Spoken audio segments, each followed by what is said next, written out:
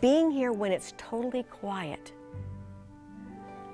it's as though you can hear the voices of those people who have been here before. This was the first place, the first theater I ever saw musical theater in, or any kind of theater in. So this is literally the home, the birthplace for my career now as an actor and as a director. Coming here and all of a sudden, I am the 7th grader in the presence of these phenom actors was really exciting. And then it's time to come to the theater, and it's the Marjorie Luke Theater. And one student said, "Oh, I love it here, Miss Rosalina. I want to live here."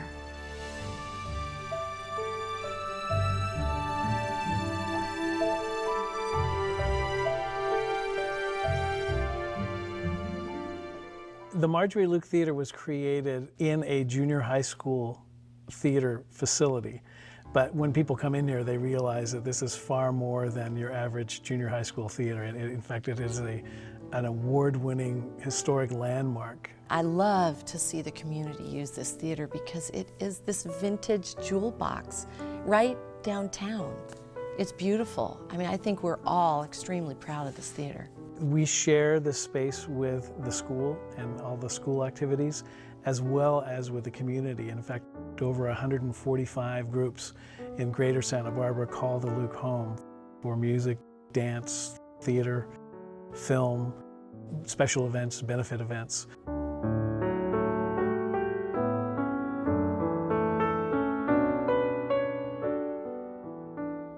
This theater for me brings back all the best feelings of being in any grand theater that was restored correctly. The Marjorie Luke was created by a group of parents and the faculty and staff here at the junior high school when they realized that the theater was in bad need of renovation.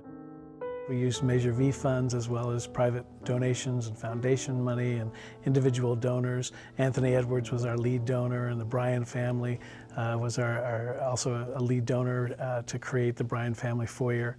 And that kicked off about a $4 million fundraising campaign. The Luke has remained true to the Spanish colonial revival architectural style of the school in which it resides. I could sit here and just before the show starts, not even talk and just look at the detail. It's great. When we did the renovation of the Luke, we basically gutted the building in terms of all of its technical aspects, but we put in all new electrical wiring, brought in a completely new fly system, lighting system, lighting boards, sound board, sound equipment, speakers. So no matter where you sit in the Luke, whether you're in the balcony or downstairs, you get perfect sound.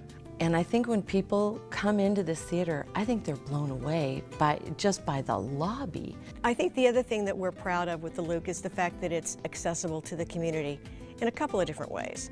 First of all, it's accessible to groups that may not have resources to find a performance venue. And the Luke is available to them through the Dreyer Family Subsidy Fund. Everything on our list of technical offerings is included in the rent, which is part of what makes the Luke so affordable. We have 3 full-time staff members here, and they're top-notch, they're professionals, and I think what sets them apart and the Luke apart from other theaters is that we really are a learning theater, we're an educational theater. You don't have to know everything about producing a show to come here, but we'll help you do that. I think that it's unbelievable that they have such a variety of community events here.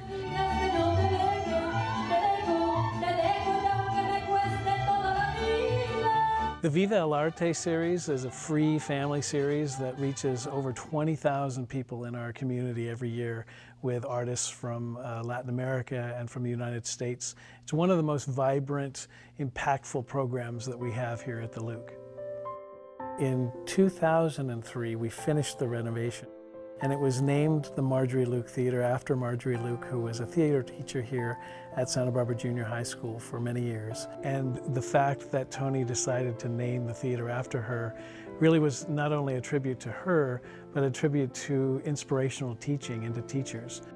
All this rich talent that she fostered, made them feel like they had a gift that they needed to nourish, and they did. They went on to be well-known directors and actors and writers. When I was a student here, one of the taboos is that you would never write your name on the wall. Well, of course, everybody wrote their name on the wall. You just didn't want to get caught. But I remember after the performance of our opening, Marge went down to the basement and she wrote on the pipe, "Marge Luke was here." I would love for the legacy of the Luke to be a beacon of hope and light to encourage young people to follow their passion. This was a second home to so many of us here, so now to be coming back with our families, it just feels great. It feels, again, just such a sense of pride. The memories of this theater will go on and on.